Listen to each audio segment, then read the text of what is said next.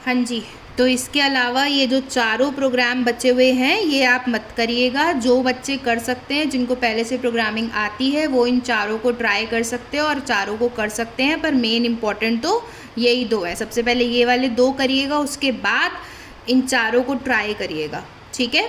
चलिए अब हम आगे बढ़ते हैं पहले प्रोग्राम की तरफ। तो हमारा सबसे पहला प्रोग्राम है write a program to find the factorial of a number using recursion. तो हमें एक नंबर का फैक्टोरियल निकालना है रिकर्जन को यूज़ करते हुए। देखिए, अब आपको याद हो, अगर आप रिकर्जन कर रहे हैं तो रिकर्जन का मतलब क्या होता है? Function with argument with return. अभी मैंने आपको बताया, अगर रिकर्जन का कंसेप्ट यूज़ कर रहे हैं तो रिकर्जन के कंसेप्ट में फंक्शन विद आर्ग्यूमेंट और विद रिटर्न होना चाहिए, ठीक है जी। तो अब हमने क्या करते हैं, मैंने पहले एक बार इसको आइट्रेशन से लिखा है, एक बार इसको रिकर्जन से लिखा है, जिससे दोनों में आपको डिफरेंस क्लियर होगा। पहले मैं बात करती हूँ आइट्रेशन से, मतलब जिसमें मैंने लूप यूज़ करा है। अच्छा, लूप में भी मैंने फंक्शन यूज़ करा है, कैसा? With argument with return, but इसके अंदर मैंने एक ही फंक्शन को बार बार कॉल नहीं करा। चलो पहले इसे समझो ज़रा आप। सबसे पहले देखिए, हैश इंक्लूड stdio.h, कोई दिक्कत नहीं है।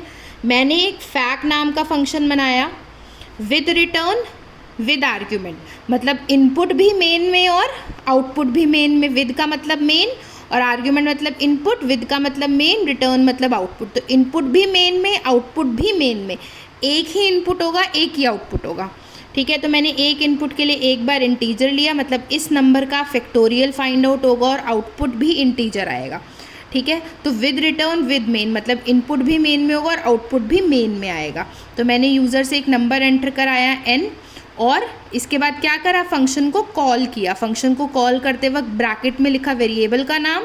और जब भी विद रिटर्न होता है, तो मैंने आपको उस दिन भी समझाया था कि विद रिटर्न में आप किस तरीके से लिखते हैं, ऐसे इक्वल टू लिखते हैं। तो जो भी ये फंक्शन देगा वो वैल्यू कहाँ चली जाएगी? f में, और f क्या हो जाएगा? प्रिंट। अब ये फंक्शन क्या देगा जब हम इसे कॉल करेंगे? हमने इसे कॉल किया, कॉल करके आया डेफिनेशन पे, तो जो भी n की वैल्यू थी वो किस में कॉपी हो गई? x में। n की वैल्यू कॉपी हुई x में, मतलब कॉल बाय वैल्यू का कंसेप्ट है। n की वैल्यू कॉपी हो गई x में, तो जो भी नंबर n में था वो x में आ गया। x का हमने फैक्टोरियल फाइंड आउट करा। फैक्टोरियल फाइंड आउट करने के लिए हम लूप कहाँ से चलाते हैं? 1 से लेकर उस नंबर तक लूप चलाया। सॉरी, पहले 0 लिखा हुआ था। 1 से लेके उस नंबर तक लूप चलाया और आपस में fa is equal to F A into I. Initially fa में क्या रख दिया मैंने? 1। तो fa is equal to F A into I, और हमने फंक्शन बना लिया, मतलब हमने फैक्टोरियल कैलकुलेट कर लिया। लूप ख़त्म होने के बाद कैलकुलेट हो गया, हमने उसे रिटर्न करा दिया, रिटर्न fa। तो जब fa रिटर्न हुआ, फंक्शन ख़त्म, रिटर्न होके वैल्यू कहाँ जाएगी fa की? f में। जो भी fa में था वो यहाँ लिखा हुआ आ जाएगा। तो जो भी fa में था वो यहाँ लिखा आ जाएगा, जो यहाँ लिखा था वो इक्वल टू के इधर जाएगा और वैल्यू प्रिंट हो जाएगी, तो आउटपुट आ जाएगा। क्या इस वाली साइड में आपने देखा कि फैक्ट फंक्शन का नाम था, फैक्ट फंक्शन का नाम था, क्या फैक्ट फंक्शन ने इसके अंदर अपने आप को बुलाया? नहीं, मेन ने इसको कॉल किया, मेन ने फैक्ट को कॉल किया। थोड़ी FAC लिखा हुआ था, सॉरी। मेन ने फैक्ट को कॉल किया, ठीक है। जब मेन ने फैक्ट को कॉल किया, फैक्ट ने अपनी डेफिनेशन देखी और काम कर दिया।